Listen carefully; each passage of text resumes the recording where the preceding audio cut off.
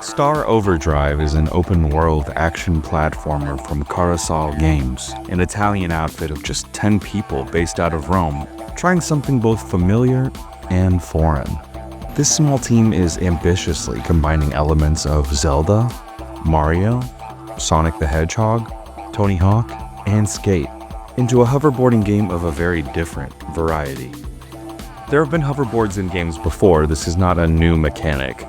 Trick Style for the Dreamcast was a racing game where boarding was the absolute focus. Jak 2, part of the Jak and Daxter franchise, was an open-world action platformer where hoverboarding was a mid-game addition that added speed to navigating that game on foot but was far from the focus of the game. Star Overdrive sits somewhere in between these two, as it's most certainly an open-world game with main story quests, side content, and secrets to uncover, but it has a serious focus on speed and developing the board through manufacturing equipment. These parts are made from different materials scavenged from the planet's surface in different categories like soft, hard, tech, and alien. Each type affects the outcome of equipment creation, and players willing to stockpile materials and splurge on the parts that are really needed will find their board will rocket them across the surface and high into the air. Players take control of Bios, a mysterious young man in search of his even more mysterious missing partner in both love and the arts, News. She left him years before and he never knew why, but a distress call from her has led Bios to planet Sebete, her last known location. He thought she ghosted him, but it becomes clear she never wanted to leave him behind. Life, work, it all just got in the way, and now she's nowhere to be found. He follows her trail anywhere and everywhere across this landscape, hoping to see her again. Old photographs and cassettes News leaves behind clue players into her objectives and motivations. Some are even mixtapes of the time News and Bios spent making music together as their band, yeah, you guessed it, Star Overdrive.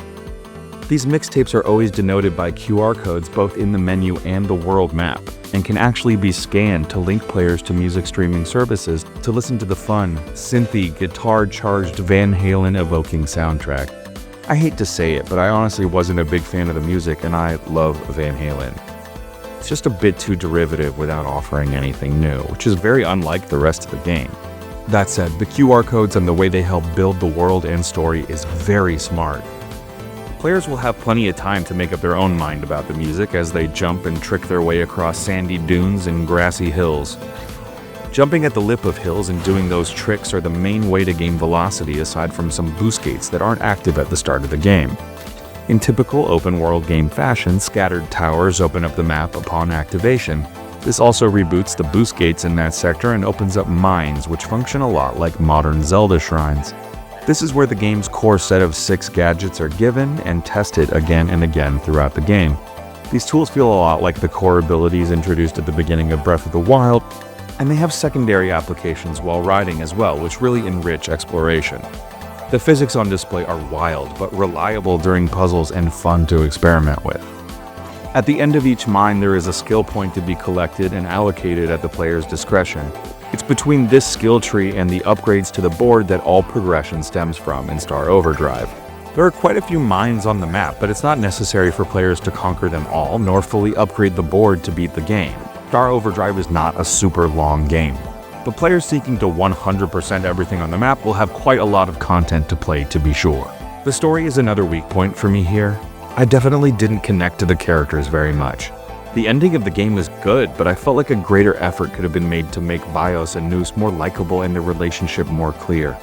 Provided players aren't looking for an incredibly deep story, I think there is a lot to love and get invested in here. Like I said, I wasn't a big fan of the music, so I ended up turning it off, and this ended up being the perfect game to play while listening to my own playlists or even a podcast. This was a great experience mostly just because it is fun to play, and at the end of the day, with a video game, fun is the most important factor. Thanks for watching. For indie games, open world games, and literally any hoverboard game, stay locked in with Hekaton News. Subscribe today and let us know what you think in the comments. Did you like this video? Hell, did you watch the whole video? That's crazy. Just subscribe already.